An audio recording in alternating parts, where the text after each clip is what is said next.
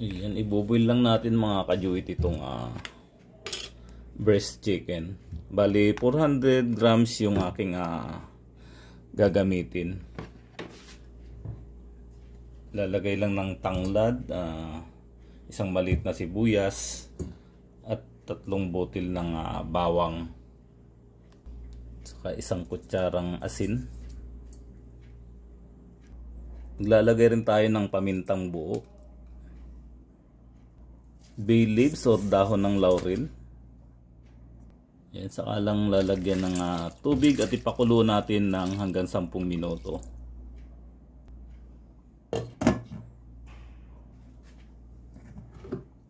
Ayan, isasalang lang natin hanggang 10 minuto mga kajuit. At habang pinapakuluan ko ang karne ng manok mga kajuit ay inihanda ko na rin ang mga sangkap na aking gagamitin gaya ng luya, bawang at sibuyat na ginayat-gayat. Ayan mga kajuit, after 10 minutes na pagpapakulo sa ating breast chicken ay palalamigin lang natin ito at hihimay-himayin ng maliliit. Ayan mga kajuit, na himay-himay ko na ng maninipis yung inilaga kong breast chicken. So tara, simulan na natin ang ating pagluluto. Ayan, painitin lang natin ang ating lutuan. Saka maglagay ng mantika. Mga kalahating cups ng mantika yung nilagay ko dyan mga kajuit. At ayan, dahil mainit na yung mantika ay ilalagay na natin yung bawang.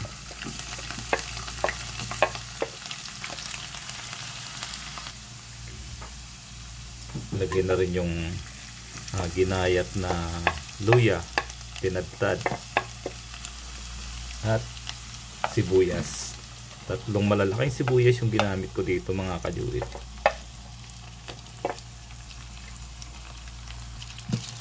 Lulutuin niya siyang mabuti hanggang sa mag-crispy. Kailangan lutong-luto tong sibuyas mga kajuit. Dahil luto na ang sibuyas ay pwede na natin isunod yung hinimay-himay na karne ng manok. Bali 450 grams na breast chicken yung aking ginamit dito mga kajuit.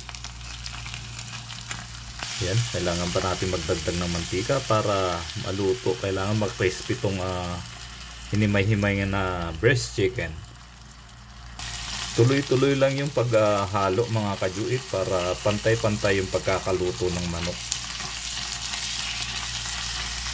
Ayan, maglalagay din ako ng 50 grams na butter. So, tutunawin lang yan mga kajuit.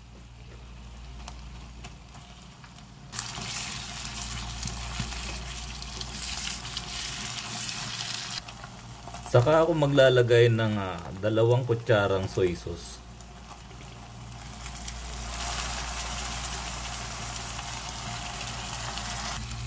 Lalagay din ako na 1 kutsarang oyster sauce mga kajuit. Ayan. Saka lang imimikos-mikos para maghalo sa ating nilulutong chicken pastel.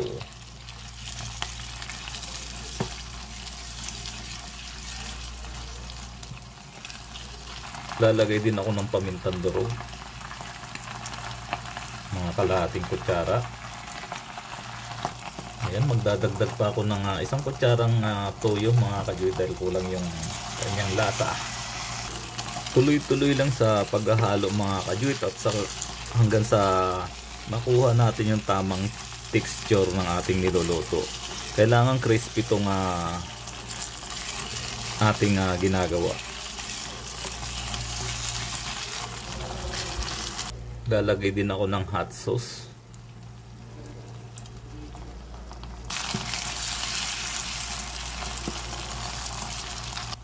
Ayan mga kajuit, luto na ang ating chicken pastel. So napaka crispy niyan at napaka yummy.